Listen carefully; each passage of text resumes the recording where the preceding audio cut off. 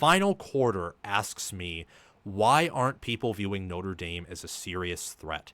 He asked that question via my Discord server, which if you join and navigate to the hashtag YouTube Mailbox channel, links in the description, you too can ask me a question. I will make it into a video.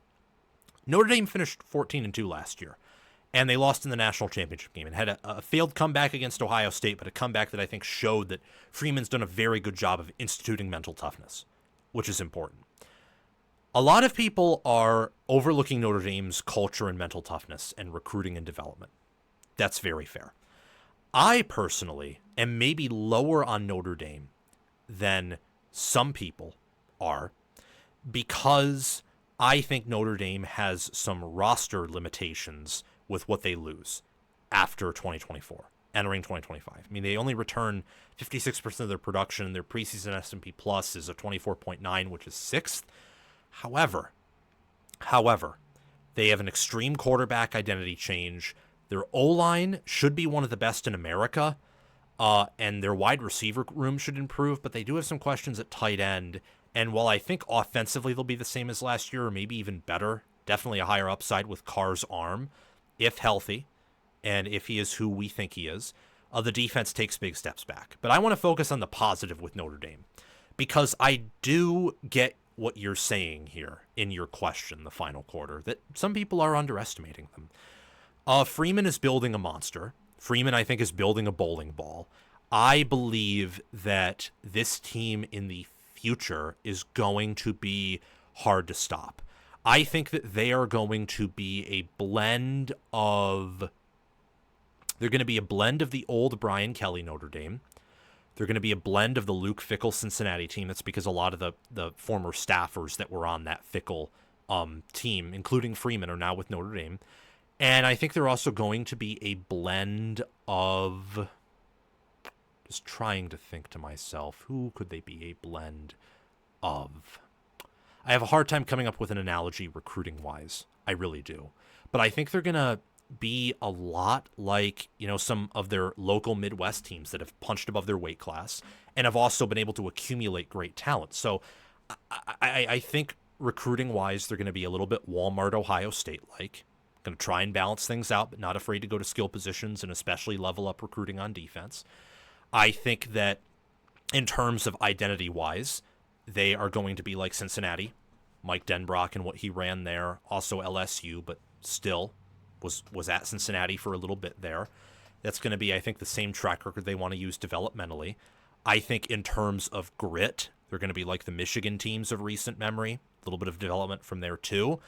And to harken back to a different era, I think some of the better Paul Chryst teams is what Notre Dame wants to be like in terms of what they are known for, their bread and butter, the offensive line, the ground and pound, the physical defense that you may injure them, you may beat them once, but you will not break them. You just won't.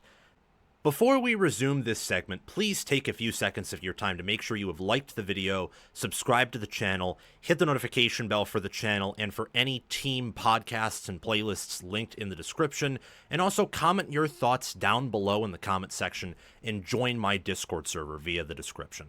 All of those things I just asked you to do are completely free, and they sign you up for things related to my channel, or they don't sign you up for anything. No cost to you, and all the benefit to you because we release daily college football content here on College Football with Sam. If you want to support the channel monetarily, sign up for a YouTube membership, or check any other links in the description for my merchandise store and Patreon page. Thank you very much, and let's get back to the segment. I believe in Freeman long term, and I think that with how young he is and with how much he has to learn and how they are not where they want to be in terms of roster talent, I think he will eventually win them a natty. But will that be within the next 5 years or next 10 years or 15 or 20? Because I think Freeman's going to be there forever with how young he is and how he talks about Notre Dame, though you never know. We'll have to see. At the end of the day, I think that people underestimate Notre Dame because of the stink of Brian Kelly, because of the losses to G5 teams under Freeman. He's had 2, so they're not flukes. He's had them. He plays to his opponent. He'll play lower when he faces a lower opponent. He'll play high when he faces a higher opponent. I mean, 2023 was the epitome of that.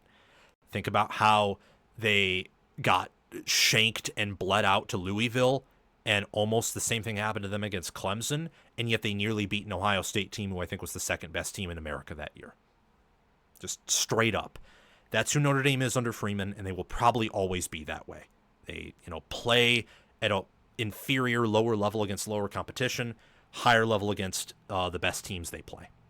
That's what they were last year, what they were in 2022, what they were in 2023 as well. That's why I think people underestimate him. I do think there are legitimate reasons, though, to think that this team will regress compared to last year, or that they are not a national championship team quite yet. Contender, sure, but there's a difference between a contender and someone who's likely to win it. I mean, look at their schedule. They play Miami week 1, and they play A&M week 3, and then they get USC at home week 8. Those are very losable games, especially Miami on the road week 1, when Miami will have the experience edge at QB and home field advantage. And then you cannot tell me that, and apologies again, I had this happen last time I talked about Notre Dame. I really have to fix this. Boise State and the bye week in week 9 should not have the graphics that they do, but it didn't save. It was an issue not with me, but with my my software. Just didn't save properly. It's a good software 99% of the time. It's just the 1% of the time that something didn't save that should have. They have a lot of losable games. I mean, what happens if Arkansas hits a little bit in the portal and maybe Notre Dame is kind of sleepy against them? And then you factor that in with A&M and Miami having acquired more roster talent in recent memory, and they return more, especially at quarterback. Same with USC. I mean, Notre Dame, I think, can lose 3 games this year. Their over-under win total is 10.5, but it's juiced heavily to the under. So 9-3, 10-2, 11-1 are the likely outcomes. They could miss the playoffs. They could also make it. They could also, if everything goes right for them, I think, win it all. So to answer your question, why people aren't taking Notre Dame as a serious threat, I think it's losing Xavier Watts. I think it's replacing Mike Denbrock with Chris Ash. I think it's the change at quarterback, that Leonard was much more experienced and more athletic than C.J. Carr. And it's not like Carr was viewed as a generational guy coming out of high school, and he's coming off of an injury. So in a sense, it's almost like they're starting a true freshman. Mentally, no. But physically, coming off that injury, to a certain degree, you could argue that. Those are my reasons, and I think the reasons of other people who don't like Notre Dame this year who've done their research. The general public, though, I think the general public isn't taking Notre Dame as a serious threat for very incorrect reasons, for stereotypes about Notre Dame, for what they were under Brian Kelly, not what they were right now, and certainly what they won't be moving forward under Marcus Freeman. So thank you, the Final Quarter, for asking that question. I very much appreciate it. Thank you for watching College Football with Sam. Make sure that you've liked the video, subscribed to the channel, hit the notification bell for the channel and team playlists and podcasts in the description, joined the free Discord server where we talk college football 24/7, and have commented your thoughts down below. Check out the description for any ways you can support the channel monetarily. Everything else I've asked you to do is completely free, and your support means the world to me. We're trying to become the next big thing on college football YouTube. 6-figure subscribers, maybe 1 million one day. I think we can do that. And also check out any videos or playlists, anything in these columns right here, where there will be videos and playlists. Yeah, you get the point. Have a fantastic day, and I will see you in the next one.